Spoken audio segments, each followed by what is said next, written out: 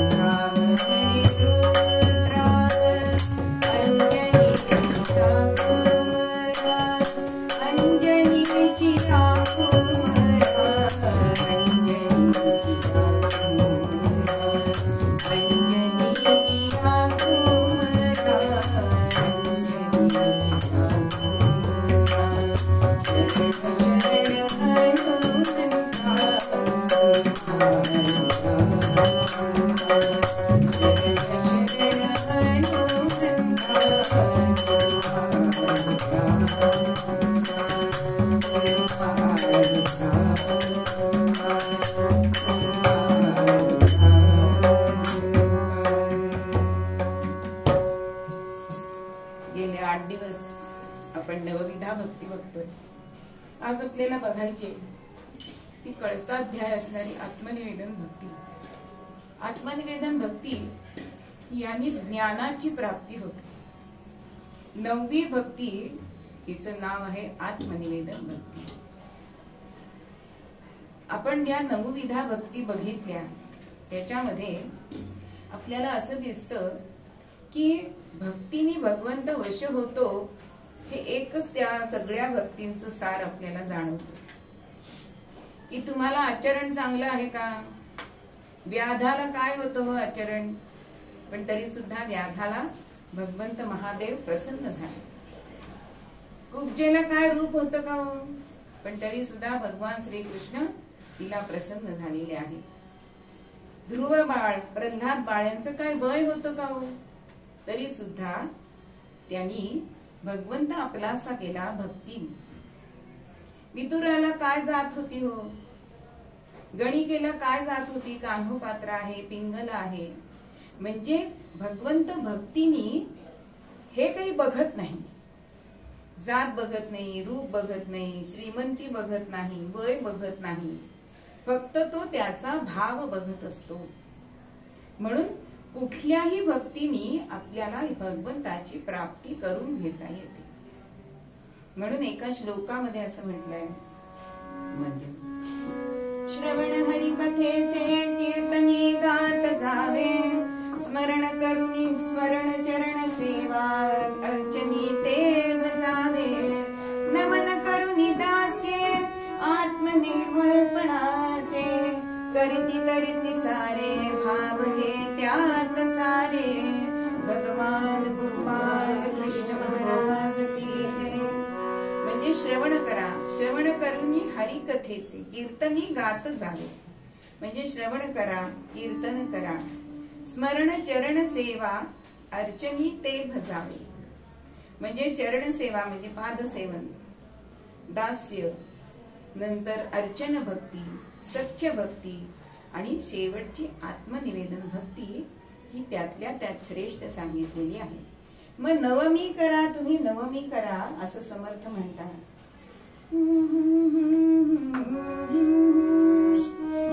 नवमी करा नवमी करा नवमी करा भक्ती नवमी करा.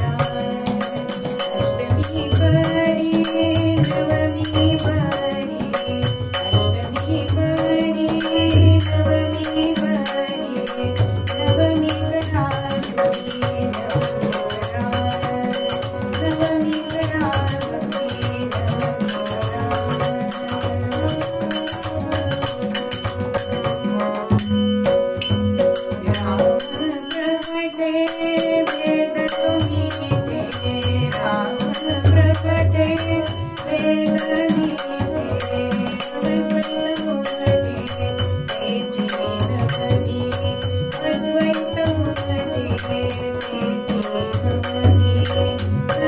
करा भक्ती नवमी करा नवमी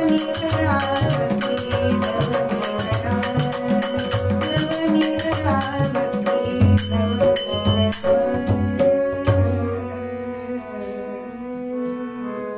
नवमी करा भक्ती नवमी करा. अष्टमी परी नवमी बरी. आता इथे 2 आकडे देत आहेत बरं का समर्थ. आपण काही भाग कृष्ण जन्माच्या वेळी 8 आकड्याचा बघितलाय, पण 8चा आकडा जर आपण बघितला तर तो अर्ध्यापर्यंत कमी कमी होत जातो बघा. 8 एके 8 8 दुणे 16 म्हणजे 6 नी 1 7 एक एक अंक कमी होतो आणि नंतर तो एक एक अंक वाढत जातो 5 झाल्यानंतर. म्हणजे हा विषम परिस्थितीचा अंक सांगितलाय. म्हणून अष्टमी बरी नवमी बरी. मग 9 आकडा कसा आहे हो, हा पूर्ण अंक सांगितलाय. 9चा पाढा आपण डोळ्यापुढे आणा. प्रत्येक अंकाची बेरीज ही 9च होते बघा. 9 एके 9 9 दुने 18 8 आणि 1 9 9 त्रिक 27 7 2 9 अगदी 9 10 9 म्हटलं तरी 9 अधिक 0 बरोबर 9 असा 9 आकडा हा पूर्ण आकडा सांगितलाय. म्हणून 9चं हे श्रेष्ठत्व सांगितलंय. कारण तू आपले नाथ महाराज सुद्धा म्हणतात की नवविध भक्तीच्या करुण नवरात्र. 9चा अंक हा श्रेष्ठ सांगितलाय. म्हणून समर्थांनी सुद्धा जन्म घेतलाय तो दासनवमी म्हणजे रामनवमीलाच घेतलेला आहे. शिवाय त्यांचं निर्याण सुद्धा दासनवमीला म्हणजे 9मीलाच झालंय. म्हणजे असं सांगितलं जातं कारण समर्थांचा जन्म हा मारुती अवतार आहे. मग मारुती अवतार रामानंतर 6 दिवसांनी झालाय. म्हणून समर्थांना अवतार घेताना असं वाटलं की 6 दिवस तरी सेवेत खंड कशाला. म्हणून रामनवमीच्या दिवशी समर्थांनी जन्म घेतलेला आहे. म्हणून हा 9 जो आकडा आहे तो श्रेष्ठ सांगितलाय. आता आपल्या देहाला सुद्धा 9 द्वार आहेत बघा. हा देह म्हणजे एक प्रकारचा फुगाच आहे ना. आपण फुगा जर बघितला त्याला एखादी टाचणी लागली तरी तो फुटतो. पण हा फुगा फुटतोय का? 9 भोकं आहेत त्याला. पण हा फुगा फुटत नाही. तसं 9 लाख नारायण असं पण आपण म्हणतो. 9 कोट नारायण असे अनेक 9चे अंक आपण आपल्या जीवनात सुद्धा वापरत असतो. किंवा गंध सुद्धा उगाळताना 9च्या आकड्यात जर आपण उगाळलं तर ते जास्त श्रेष्ठ सांगितलेलं आहे. म्हणून 9 आकडा हा श्रेष्ठ सांगितलाय. म्हणून नवमी करा तुम्ही नवमी करा. मग या नवमीमध्ये होतं काय हो नक्की. तर हे आत्मनिवेदन जे आहे ते ह्या 9व्या भक्तीत सांगितलेलं आहे. मग निवेदन करायचे म्हणजे आत्मकथन करायचे ते भगवंताला करायचे. म्हणजे सख्यामध्ये बघा दास्यामध्ये भगवंत श्रेष्ठ आहे आणि दास जो आहे तो कनिष्ठ सांगितलाय खालच्या पातळीवर आहे. सख्य भावामध्ये दोघंही समान झालेत. आणि आत्मनिवेदन भक्तीमध्ये हे एकरूप झाले. इथे अद्वैत आहे द्वैत नाही.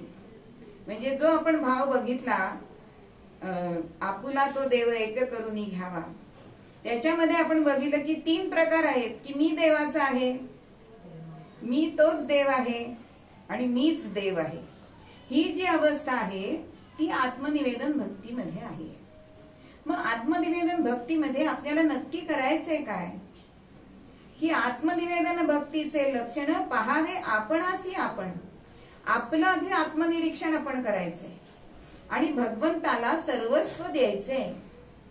सर्वस्व म्हणजे आपलं काही ठेवायचं नाहीये, पण हे आपल्यासारख्या सामान्य मनुष्यांना जमत नाही. म्हणून सगळ्या संतांनी ही आत्मनिवेदन भक्ती आपल्याला केलेली दिसते. सर्वस्व द्यायचंय म्हणजे तिथे मीतूपणा नाहीच. हा जो भाव आहे तो भाव आपल्या मनामध्ये आला की आत्मनिवेदन भक्ती होते. मग जसं एकच शरीर, डावं अंग उजवं अंग आपण असं म्हणतो, पण ते एकाच शरीराचं आहे की नाही, तसा भगवंत हा निर्गुण आहे आणि सगुण पण आहे, पण परब्रह्म एकच आहे. म्हणून ज्ञानेश्वर माऊली सुद्धा म्हणतात, अनुमानेना अनुमानेना अनुमानेना अनुमानेना श्रुती नेती नेती म्हणती गोविंदू रे, नेती नेती म्हणती गोविंदू रे, गोविंदू रे म्हणती गोविंदू रे.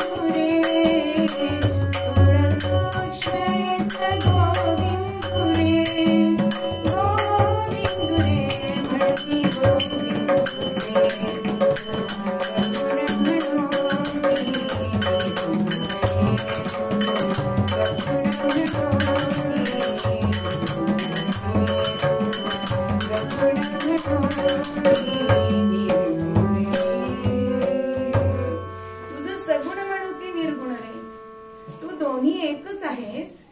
ही कळण्याची क्षमता कधी येते तर आत्मनिवेदन भक्तीमध्ये येते. म्हणून आत्मनिवेदन भक्ती ही ज्ञानाची प्राप्ती करून देणारी अशी भक्ती आहे. मग तुला आम्ही दृश्य म्हणू का अदृश्य म्हणू? कारण हा परमात्मा आहे, तो चर्मचक्षूंना दिसत नाही, पण तो अंतश्चक्षूला दिसतो. म्हणून तुला आम्ही दृश्य म्हणू का अदृश्य म्हणू असा प्रश्न ज्ञानेश्वर माऊलींना पडला. मग अशी ही निवेदन भक्ती, आत्मनिवेदन भक्ती ही करायची म्हणजे सर्वस्व अर्पण करायचं म्हणजे काय करायचं नक्की असा सामान्यांना प्रश्न पडतो. मग म्हणजे आपण भगवंताला काय आपले शिर कापून द्यायचंय का काय करायचंय का? पण हे जी आत्मनिवेदन भक्ती जी करायची ना, तिथे आपण एकरूप व्हायचंय. प्रत्येक कर्म करायचंय ते भगवंताला जर स्मरून आपण केलं तर ती आत्मनिवेदन भक्ती होते. म्हणजे चराचरामध्ये भगवंत भरलेला आहे हे आपण आपल्या मनावर बिंबवायचंय. म्हणून आत्मनिवेदन भक्तीचे सुद्धा समर्थांनी 3 प्रकार सांगितले. एक जड आत्मनिवेदन, एक चंचल आत्मनिवेदन आणि एक निश्चल आत्मनिवेदन.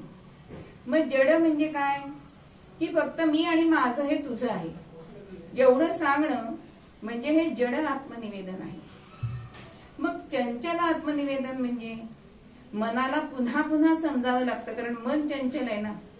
म्हणून मनाला काय समजावं लागतं की सगळं तूच करणार आहेस, हे तुझंच आहे आणि मी सुद्धा तुझाच आहे, हे मनाला सतत समजावत राहणं म्हणजे त्याला चंचल आत्मनिवेदन म्हणतात. कारण मनाला पुन्हा पुन्हा समजावावं लागतं. आणि निश्चल आत्मनिवेदन म्हणजे एकदा ज्ञान प्राप्ती झाली की हे सर्व जगत हे माया निर्मित आहे ह्याचं ज्ञान त्या साधकाला होतं आणि त्यामुळे त्याचं आत्मनिवेदन हे निश्चल राहतं. त्याच्यामध्ये कधीही द्वैत येत नाही. म्हणून अशी ही आत्मनिवेदन भक्ती आहे ना, ती संतांजवळ आपण गेलो तर आपल्याला मिळू शकते.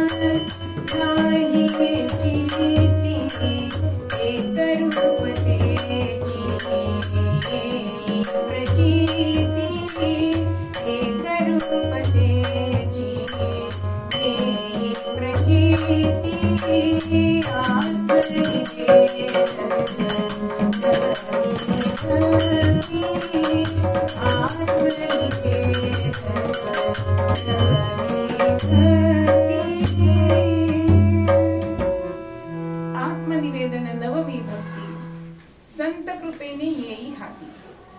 कारण भगवंताशी आत्मनिवेदन करणं हे सद्गुरूंशी आत्मनिवेदन करण्यापेक्षा कठीण आहे.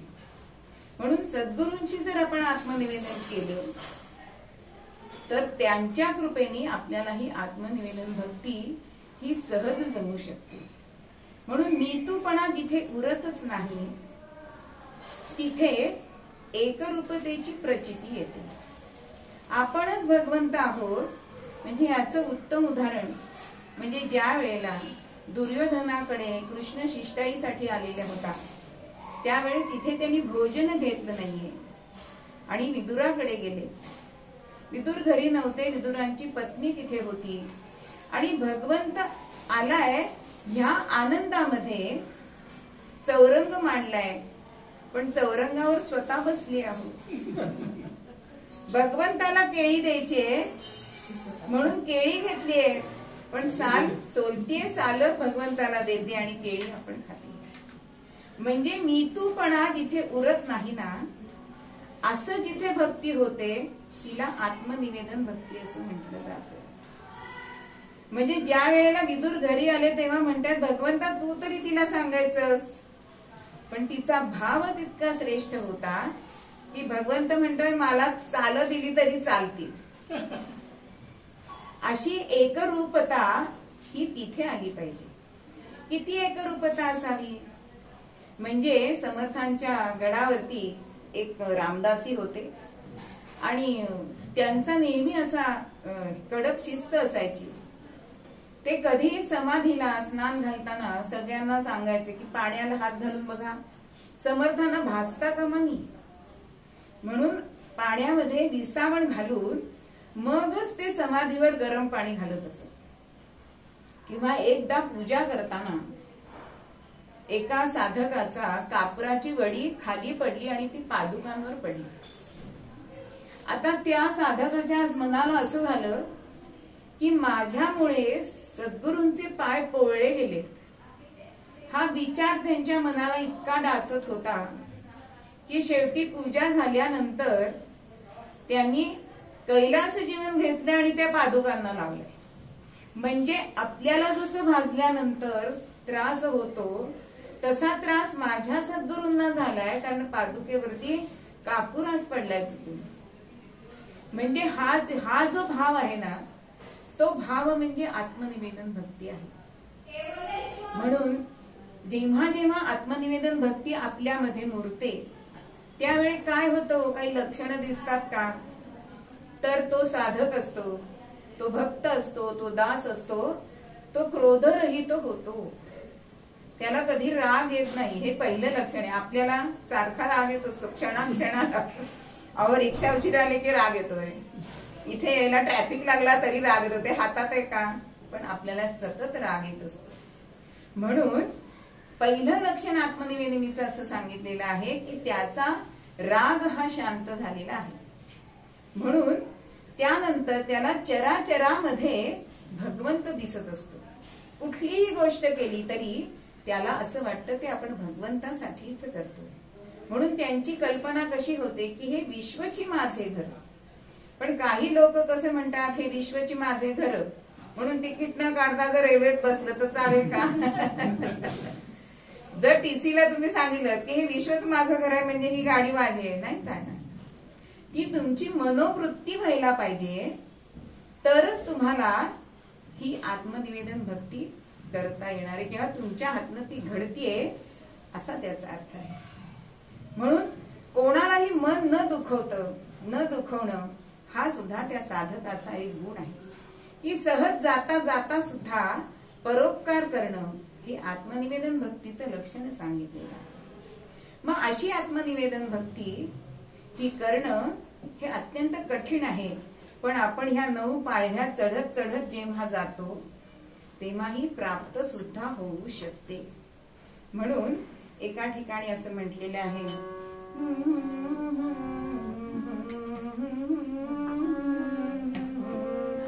नवविध भक्ती घडो तुझे, नवविध भक्ती घडो तुझे, स्वरूपी प्रीती घडो तुझे, स्वरूपी प्रीती घडो.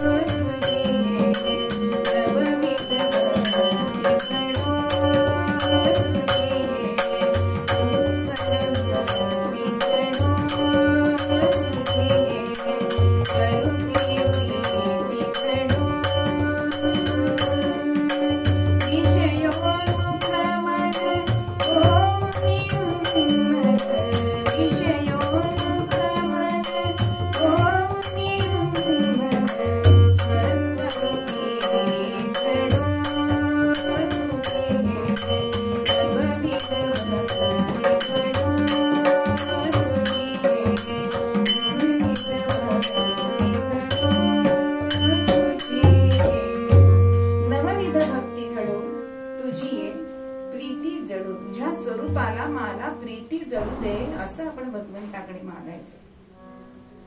आमचं मन जे विषयांबाजूला धावत असतं ते उन्मन होऊ दे आणि तुझ्या स्वरूपामध्ये ते लीन होऊ दे असं मागणं मागायचंय. म्हणजे आपली ही आत्मनिवेदन भक्ती होऊ शकते. आपण ह्या नवविधाच्या भक्ती बघितल्या तर पहिल्या 3 भक्ती आहेत श्रवण, कीर्तन आणि नामस्मरण. ह्या 3 भक्ती काय कार्य करतात तर भगवंताची गोडी लावण्याचं काम करतात. म्हणजे जसं एखाद्या मुलाला आपण जर काहीतरी लालूच दाखवावी आणि तू चांगला अभ्यास कर मग तुला मी अमुक देईन असं सांगावं, तसे संत सांगतात की पहिल्या या 3 भक्ती करा म्हणजे तुम्हाला भगवंताची आवड निर्माण होईल. त्याच्या पुढच्या ज्या भक्ती आहेत त्या तुमच्या मनावर संयम ठेवण्याचं काम करतात. त्याच्या पुढच्या कुठच्या भक्ती आहेत? पादसेवन, अर्चन आणि दास्य, वंदन भक्ती. मग ह्या 3 भक्ती आहेत त्या तुमच्या मनावर तुम्ही ताबा ठेवायचं, कसं ठेवायचं हे शिकवत असतात. कारण तिथे आपल्याला त्याग करायचा आहे, सेवा करायची. म्हणजे आपलं मन मुरडून आपण ती सेवा करायची. आणि त्यानंतरच्या तिसऱ्या 3 भक्ती ज्या आहेत, शेवटच्या 3 भक्ती म्हणजे दास्य, सख्य आणि आत्मनिवेदन. ह्या भक्ती ह्या स्वस्वरूपाची ओळख करून देणाऱ्या आहेत. म्हणून श्रेष्ठतम असणाऱ्या अशा या भक्ती या शेवटच्या 3 आहेत. मग ही मुळात भक्ती जी आहे, कारण तुकारामच महाराज एका अभंगात म्हणतात की जाणे भक्तीचा जिव्हाळा तोची दैवाचा पुतळा. आता आपण म्हणतो दैववान कोण आहे, भाग्यवान कोण आहे. तर समजा एखाद्याला तिकीट लागलं लॉटरीचं, ते आपल्याला काय वाटतं, हा भाग्यवान आहे बरं का. पण खरा व्यावहारिक मध्ये जरी तो भाग्यवान असला तरी पारमार्थिक मध्ये तो आहे का हो भाग्यवान. ते पैसे नश्वर आहेत, संपून जाणार आहेत कधी ना कधीतरी. अहो लाखाची जरी लॉटरी मिळाली त्याच्यावर टॅक्स किती बसणार आहे, त्याच्या हातात 70,000च येणार आहे. पण हे आपण त्याला दैववान म्हणतो. पण तुकाराम महाराज कोणाला म्हणतात की जाणे भक्तीचा जिव्हाळा. जिव्हाळा म्हणजे त्या शब्दामध्ये भक्तीचा मायेचा ओलावा आहे ज्याच्या मनामध्ये, तो खरा म्हणजे दैववान आहे असं तुकोबा सांगतो. म्हणून तुका म्हणे नवविध जाणे तोची सिद्ध, किंवा काही ठिकाणी शुद्ध पण असं म्हणतात. म्हणजे हे जे सिद्ध होता, नवविधा भक्ती जो जाणतो तो खरा सिद्ध आहे, तो साधक खरा आहे, किंवा तो मनाने शुद्ध आहे असं तुकाराम महाराज त्याला सर्टिफिकेट देत आहे. मग ते सर्टिफिकेट आपल्याला मिळवायचं का नाही. मग ते सर्टिफिकेट मिळवण्यासाठी आपल्याला भक्ती करायला पाहिजे. मग मुळात ही भक्ती कशी आहे हो, तिला एका माळिणीची उपमा दिली. माळी काय करतो, बागकाम करताना समजा ह्या गुलाबाचा रंग छान आहे आणि दुसऱ्या गुलाबाचा, दोन्हांच्या फांद्या एकत्र करतो आणि तो घट्ट बांधून टाकतो.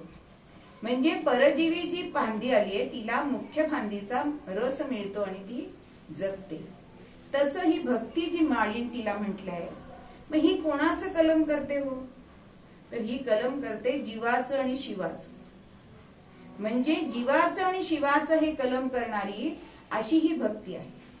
म्हणून अशा या नवविधा भक्ती ज्या आपण बघितल्या, त्या भक्तींनी आपल्याला अनेक लाभ होत असतात. की ह्या भक्तींनी काय होतं, तर कामनेची निवृत्ती होते, ज्ञानाची दीप्ती मिळते, कृपेची शक्ती मिळते आणि साक्षात्काराची पूर्ती सुद्धा या भक्तीनी होते. म्हणून अशा भक्ती ज्या आहेत त्या भक्ती आपण करायची. मग जी आपल्याला रुचेल, जी आपल्याला पचेल, जी सहज करता येईल ती तर आपण भक्ती करू शकतो. आता जी पहिली तुम्ही भक्ती करताय ती छान आहे ना, इथे यायचं 1.5 तास ऐकायचं, छान जायचं, घरी जायचं. श्रवण भक्ती तर आपण करू शकतो. म्हणजेच आपल्याला जी सहज शक्य आहे त्या प्रत्येक गोष्टी आपण जर मनापासून केली तर ती भक्ती आपल्याला भगवंताची प्राप्ती करून देते. प्रत्येक भक्तीच्या एक एक आदर्श आपल्याला सांगितलेले आहेत.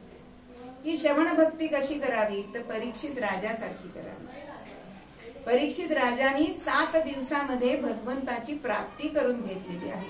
इतकं श्रवण छान केलंय. मग कीर्तन भक्ती कशी करावी, तर शुकदेवांसारखी किंवा नारद मुनींसारखी जर कीर्तन भक्ती केली तर त्यांनी सुद्धा भगवंताची प्राप्ती होते. नामस्मरण भक्ती, नामस्मरण भक्ती हे ध्रुव बाळ प्रल्हाद यांची श्रेष्ठ सांगितलेली आहे. की एवढ्या लहान वयात सुद्धा त्यांनी नामस्मरण भक्ती केली आणि तो भगवान विष्णू आपलासा केलेला आहे.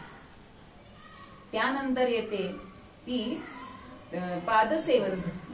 पादसेवन भक्तीचा आदर्श सांगितलाय की लक्ष्मी माता, की ती सतत भगवंताचे पाद संवाहन करत असते. त्यानंतर आहे ती बंधन भक्ती ना, बंधन भक्तीच ना, बरोबर, बंधन भक्ती नाही, आधी अर्चन भक्ती आहे. अर्चन भक्ती, अर्चन भक्तीमध्ये सुद्धा अंबरीश राजा आहे, पृथू राजा आहे. हे आदर्शवत त्यांनी अशी ही भक्ती केलेली आहे की जेणेकरून त्यांनी परमात्म्याची प्राप्ती करून घेतली. वंदन भक्ती ही केली आहे, अक्रूराने केलेली आहे. नंतर अर्जुनाने सुद्धा पादसेवन भक्ती दिलेली आहे. कारण तो म्हणतोय दास्य दे हरी तुझ्या चरणाचे, तुला जर हे द्यायचं नसेल तर आम्हाला मरण दे, असं अर्जुन सुद्धा याला सांगतो. त्यानंतर दास्य भक्ती आमचे हनुमंतराय, किती दास्य भक्ती केली आहे की आजही ते दास्य भक्ती करताय, कारण चिरंजीव असणारे आमचे हनुमंतराय. त्यानंतर सख्य भक्ती, याच्यामध्ये उद्धव आहे, अर्जुन आहे, ह्यांनी सख्य भक्ती केली आहे. आणि आत्मनिवेदन भक्ती सगळ्याच संतांनी केली, की म्हणूनच त्यांच्या देहामध्ये प्रत्यक्ष भगवंत प्रकट होतो. चोखामेळ्यांनी सुद्धा सांगितलं की देव प्रकटला, संशय माझा फिटलाय. किंवा समर्थ रामदासांच्या ठिकाणी सुद्धा राम प्रकटे असं त्यांनी नवमी करा ह्या अभंगामध्ये म्हटलेलं आहे. म्हणजे सगळ्या संतांनी ही आत्मनिवेदन भक्ती केली, सावता माळ्यांनी आत्मभक्ती केली.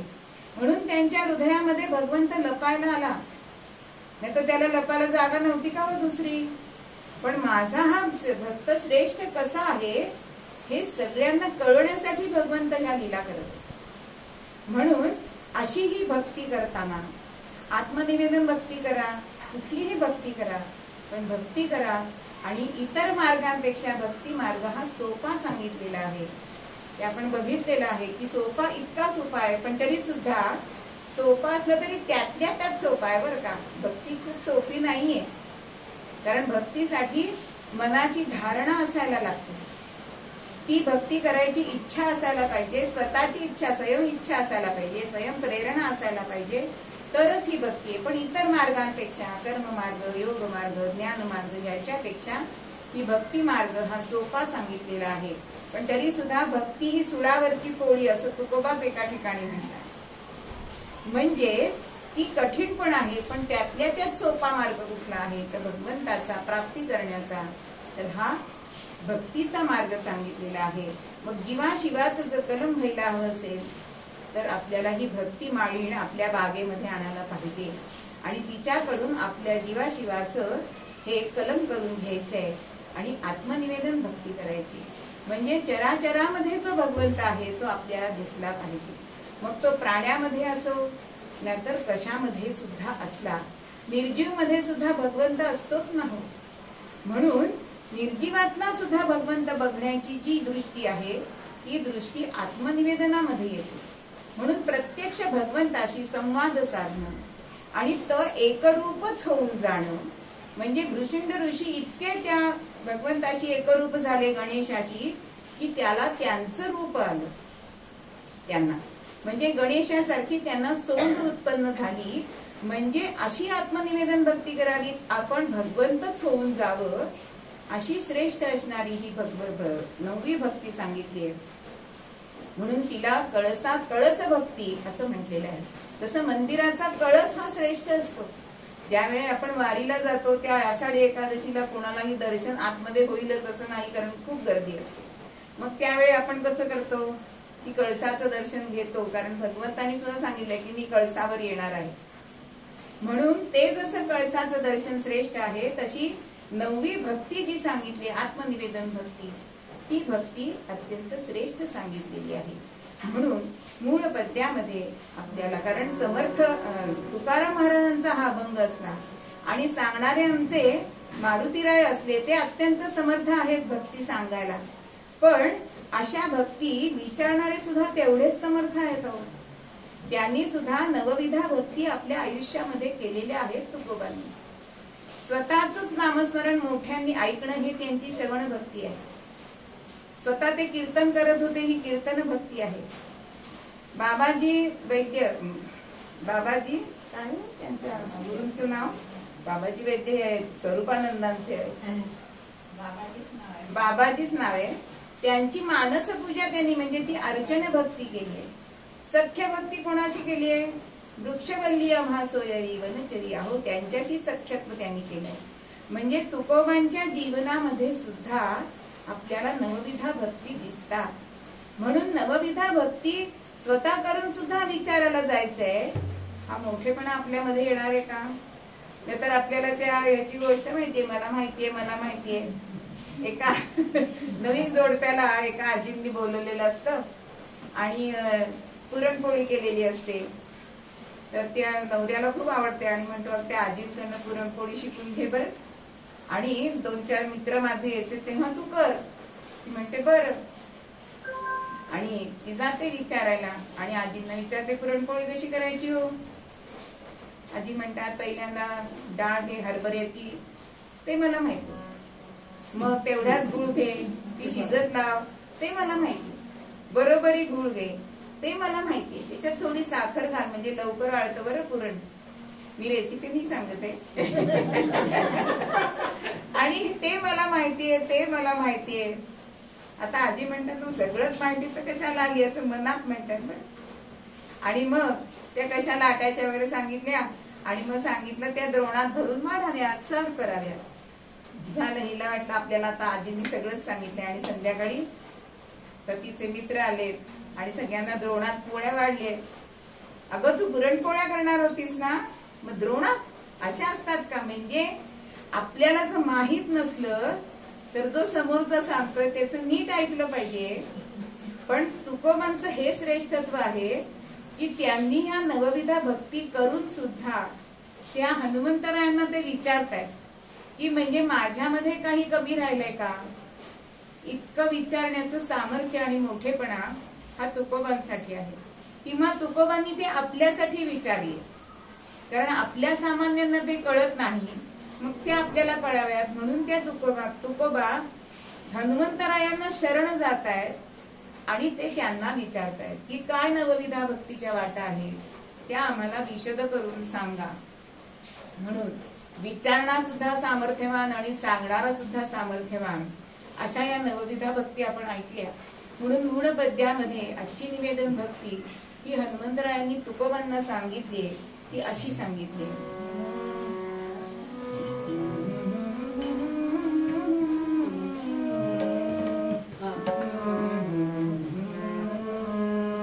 शरण शरण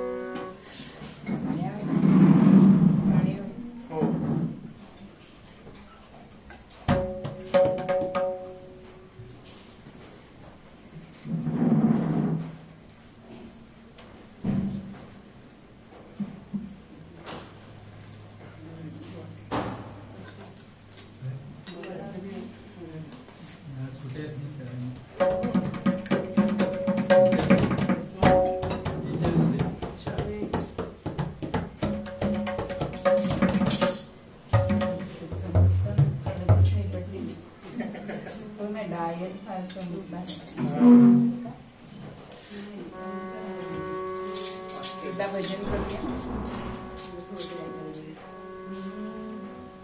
करूया घोष नामाचा सद्गुरु समर्थ चरणाचा. करूया घोष नामाचा सद्गुरु समर्थ चरणाचा. करूया घोष नामाचा सद्गुरु समर्थ चरणाचा. करूया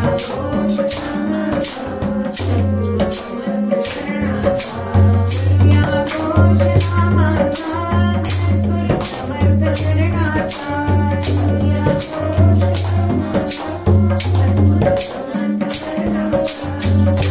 घोष नामाचा सद्गुरु समर्थ चरणाचा.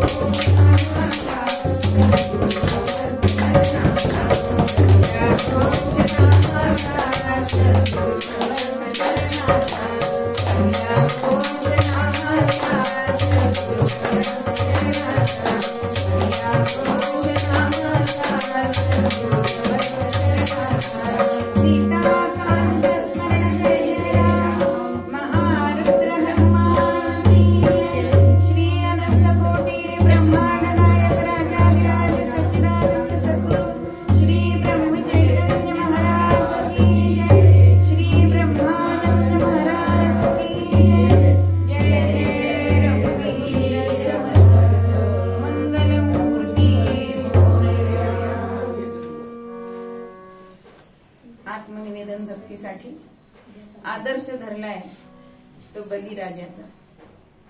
दानव असून सुद्धा आत्मनिवेदन भक्ती ही त्यांनी केली आणि भक्ती करून भगवंत प्राप्ती करून घेतली. म्हणजे कुठल्याही कुळात जरी तुम्ही जन्माला आला असला तरी सुद्धा ही भक्ती तुम्ही करू शकता आणि भगवंताला आपलंसं करू शकता, प्राप्त करू शकता. ज्या वेळेला समुद्र मंथन झालं आणि देवांना अमृत मिळालंय आणि दानवांना सुरा मिळाली, पण ह्याचा राग हा बलीला होता बरं का. पण त्यांनी तो प्रकट केलेला नाही. आणि देवांवर आपण आधिपत्य गाजवायचंय, त्यांच्यावर सत्ता गाजवायची म्हणून अनेक होम यज्ञ करतोय. म्हणजे त्यांनी कसं वरून काय दाखवलं की मी किती सदाचारी आहे. म्हणून ब्राह्मणांची पूजा करणं, दान धर्म करणं. बली सुद्धा अत्यंत दानशूर होता आणि असं त्यांनी आपल्या प्रजेमध्ये आपलं स्थान निर्माण केलं होतं. म्हणजे हिरण्यकश्यपूंनी तेच केलं, पण मीच देव आहे, माझंच भजन पूजन कीर्तन करा, हा त्याचा बाणा होता.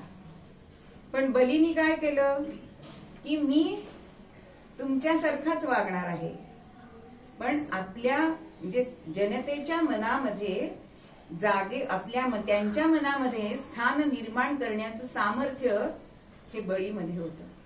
बळी हा विरोचनाचा मुलगा म्हणजे प्रल्हादाचा नातू होता आणि अत्यंत अनेक यज्ञ यागादी कर्म करतोय, दान धर्म करतोय. आणि एक दिवस इंद्रावरती हल्ला केलाय, पण त्याच्यामध्ये देवांना अपयश आलंय, पराजय झालाय. आणि मग हा पराजय सतत होत गेला. आता देवांना पराजय आणि असुरांचा जय असं चित्र निर्माण झालंय. पण ह्यांनी आपला जो बाणा होता तो सोडला नाहीये बली. अनेक यज्ञ यागादी कर्म करतोय आणि हे अदितीला बघवत नव्हतं की आपले देव कुठेतरी लपून छपून हे राहतायत, हे तिला बघवत नव्हतं. म्हणून तिने आपल्या पतीला विचारलंय की मी काय करू शकते माझ्या मुलांना पुन्हा त्यांचे चांगले दिवस येण्यासाठी. म्हणून तिला पयोव्रत करायला सांगितलं आणि विष्णूची सुद्धा प्रार्थना करायला सांगितली. आणि त्याच्यानंतर हा भगवंताचा वामन अवतार झाला अदितीच्या पोटी. आणि वामन अवतार हा वामन म्हणजे त्यावेळी माणसाचं जे मन जे आता आपलं सर्वावर आरूढ आहे तसं त्यावेळी नव्हतं बरं का. हा सुद्धा त्रेतायुगातलाच अवतार आहे. पण त्यावेळी वा म्हणजे लहान रूप, मनाचं रूप त्यावेळी लहान होतं म्हणून वामन असं त्याचं नाव होतं. आणि हा वामन अदितीच्या उदरी जन्माला आलाय. अत्यंत संघटन कुशल असा तो होता. अनेक ठिकाणी त्यांनी आपलं संघटन कौशल्य दाखवलेलं आपल्याला दिसतं. आणि होता होता हा वामन 5 वर्षाचा झाला. बलीचे हे सत्कर्म चालूच होती आणि ह्या वामनाची 5व्या वर्षी मुंजी बंधन झालं. पण अहो वामनाची ती मुंज होती. सगळे सुरवर तिथे आलेले होते. प्रत्येकाने आपापली एक एक गोष्ट त्या बटूला दिली. म्हणजे पार्वती मातेने त्याला भिक्षा घातलीये, नंतर सरस्वतीने त्याला गायत्री मंत्र दिलाय. म्हणजे असे बरंच वर्णन त्याच्यामध्ये आहे. आणि असा हा बटू आता निघालाय तो भिक्षा मागायला. आज सुद्धा आपण बटूची पूजा करतो वामन समजून. म्हणून डाव्या पायाचा तीर्थ उजव्या पायाचं तीर्थ अंगठ्याचं म्हणजे त्याचं कळीमध्ये तो अंगठा बुडवायचा आणि ते तीर्थ आपण प्राशन करतो. पण त्यावेळेला काय होतं, जी आपण भिक्षा देतो ती गुरुजींना जाते बरं का. म्हणून भिक्षावेळ आल्यानंतर जर आपल्याला आपली भिक्षा त्या मुलाला द्यायची असेल तर भिक्षावेळ झाल्यानंतर संध्याकाळी ती भिक्षा घालावी. पण आईनी मात्र सोने मोती पोळ यांची भिक्षा घालावी त्या दिवशी. त्याच्यासारखं पुण्य नाही. त्या मुलाला खूप आनंद होत असतो की आपल्याला सगळे मोठे आज नमस्कार करतायत, पण त्याचा हेतू त्याला कळत नसतो. असं तर असा हा वामन हा भिक्षा मागण्यासाठी निघालाय. आणि इकडे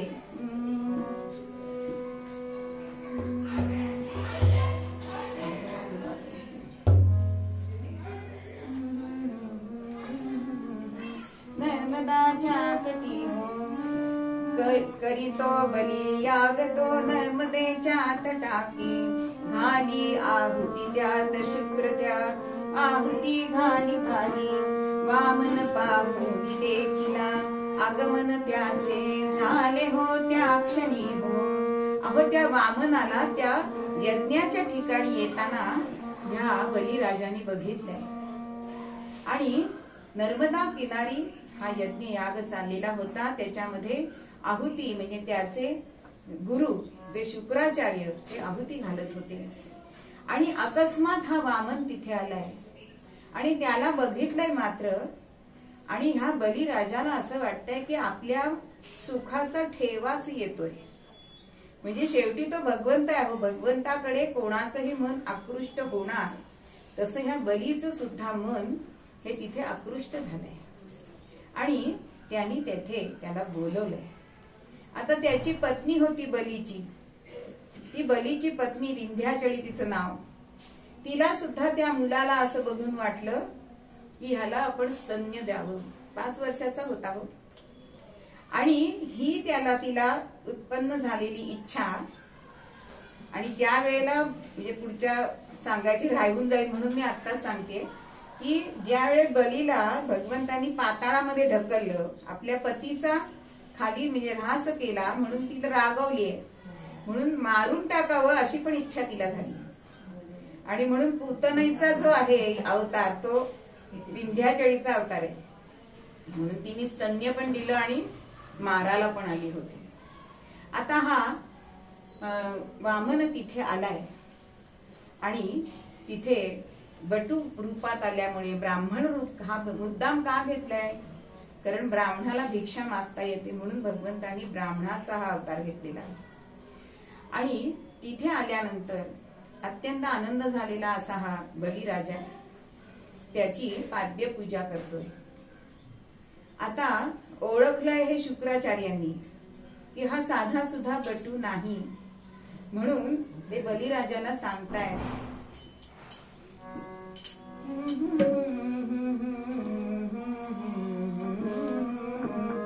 अदिती धन हरी हरी बली हरी तो अदिती धन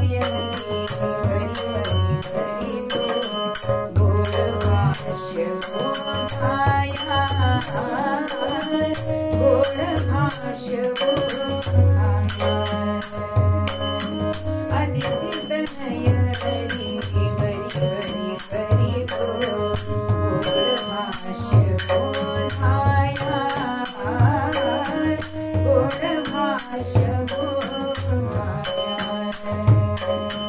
कपट पटू पटू हो नियारा कपट पटू पटू हो नियारा देव कार्या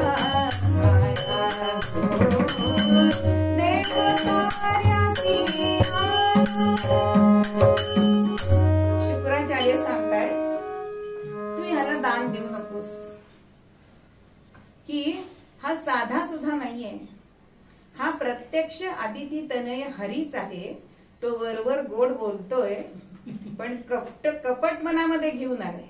कपटी पटू बटू होऊनी आला देव कार्य साधाया.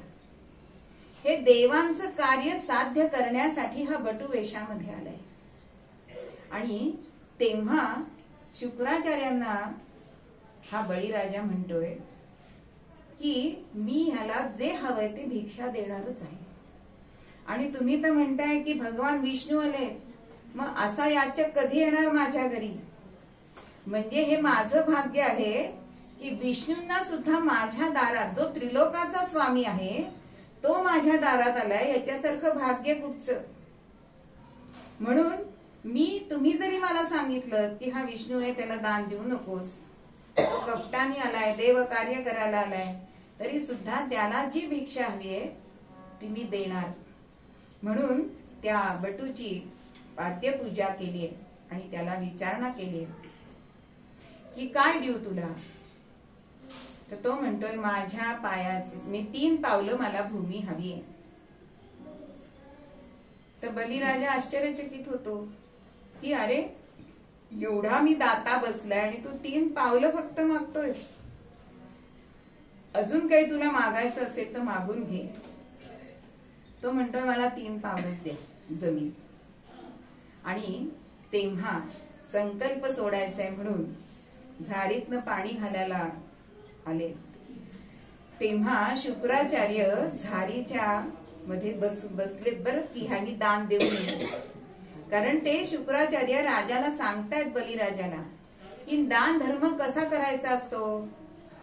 तर आपल्याकडे उरून पुन्हा काहीतरी दान धर्म करायला तुमच्याकडे उरलं पाहिजे की नाही. मग हा सगळंच घेणार आहे, तुझ्याकडे काही उरणार नाहीये. म्हणून ते घडू नये म्हणून ते झारीच्या मुखामध्ये जाऊन बसले. मग झारीच्या मध्ये काय अडकलंय ह्याच्यासाठी दर्भ घातलाय. आणि तेव्हा शुक्राचार्यांचा डोळा हा फुटला गेलाय. म्हणजे असं एका अभंगामध्ये तुकोबांनी म्हटलंय की देवाची प्राप्ती करण्यासाठी जर मध्ये गुरु आले तर त्यांना सुद्धा बाजूला सारावं, हे उदाहरण दिलंय त्यांनी त्या अभंगामध्ये. म्हणजे सद्गुरु जरी तुमचे असले तरी जर भगवंताच्या प्राप्तीमध्ये ते आड येत असले तसं त्यांना बाजूला केलंय बळीने. तेव्हा त्यांना अत्यंत राग आलाय. ते तिथे प्रकट झालेत आणि त्याला शाप देत आहेत की तुझा सगळी संपत्ती निघून जाईल, तुला नरकात जावं लागेल. हा शापवाणी शुक्राचार्यांनी बळीराजाला दिली. पण तरी सुद्धा बलिराजा मागे हटला नाहीये. जरी दानव असला, कळत असलं तरी सुद्धा दान ह्याला द्यायचंय म्हणजे द्यायचंय हा हेतू त्याच्या मनामध्ये पक्का होता. आणि झालं. हातावर पाणी घालण्यासाठी म्हणून सुरुवात केली. आणि ज्या वेळेला संकल्पयुक्त संकल्प सोडून हे पाणी ह्या वामनाच्या हातामध्ये पडलंय मात्र, आणि त्वरे वर्धमान झाला वामन चक्र पाणी. त्याच क्षणी हा वामन हा मोठा मोठा व्हायला लागलाय. किती मोठा? तर मस्तक आकाशाला पोचलाय. इतका मोठा झालाय की दिशांना त्याचे कान लागलेत, बाहू लागलेत. इतका मोठा झालाय आणि पहिला जे पाऊल टाकलंय त्यांनी सगळी पृथ्वी ही त्यांनी पादाक्रांत केली. त्यानंतर दुसरं पाऊल ठेवण्यासाठी म्हणून हा तिथे आलाय. विचारतोय आणि त्यानंतर जे तपलोक वगैरे याच्या पुढचा जो सत्य लोक आहे तिथपर्यंत ह्याचं दुसरं पाऊल गेलंय. आता तिसरं पाऊल टाकायला जागा नाही, म्हणून वामनाने पुन्हा रूप छोटं घेतलंय. आणि तेव्हा बळीचे जे सैनिक होते, सैन्य होतं, ते देवगणांना मारण्यासाठी म्हणून तिथे आलेले आहेत. पण बळींनी सगळ्यांना परावृत्त केलंय. आता बळीला वामन विचारतोय की तू मला 3 पावलं जमीन देणार होतास, मग तिसरं पाऊल मी कुठे ठेवू? असं विचारल्यानंतर बळी त्याला बोलतोय, त्यांचा संवाद आहे तिथे, की मी तुला जर असं वाटत असेल की मी माझी वाणी खोटी करीन, तुला मी दिलेलं वचन पाळणार नाही, तर तू हे मनात आणू नकोस विष्णू. मी तुला तिसरं पावलाची जागा देणार आहे. म्हणून आपल्या मस्तकावरचा हा मुकुट खाली काढलाय आणि आपलं मस्तक हे त्याला पाय ठेवण्यासाठी वाकवलंय.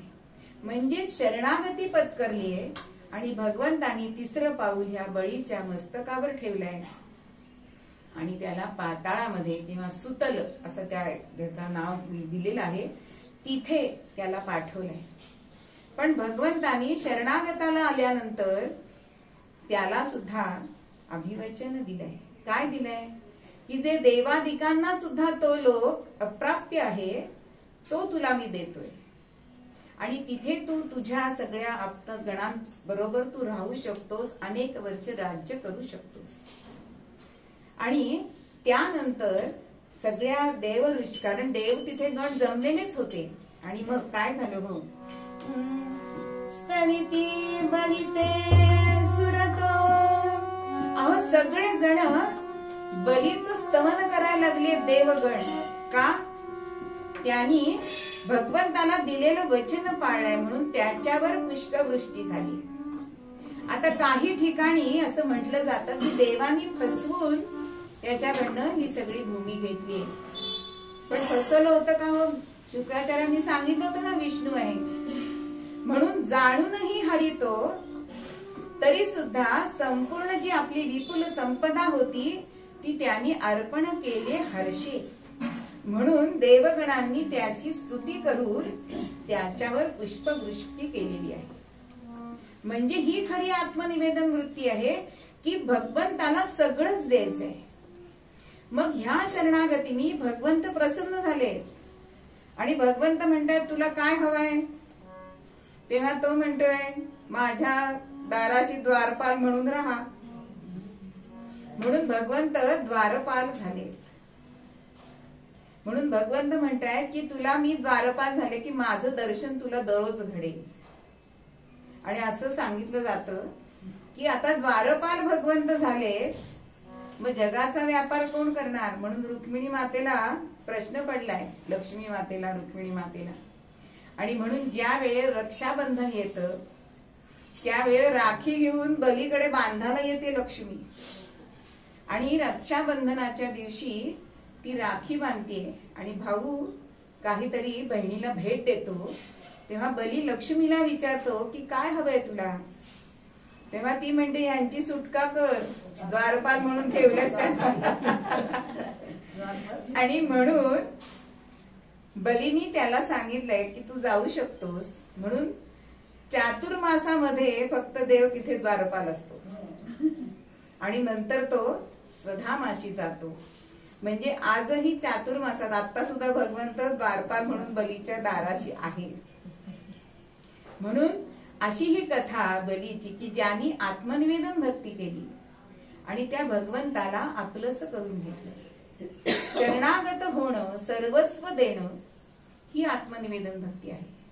जाणून बुजून माहीत असून सुद्धा त्यांनी आपला जो शब्द दिलेला होता तो खोटा केला नाही. म्हणून भगवंताशी कधी खोटं बोलू नाही. आत्मनिवेदन भक्ती, कारण भगवंताला माहितीये आपण काय करतोय ते. आपण मनाला फसवू शकत नाही. जनाला फसवलं तरी मनाला फसवू शकत नाही.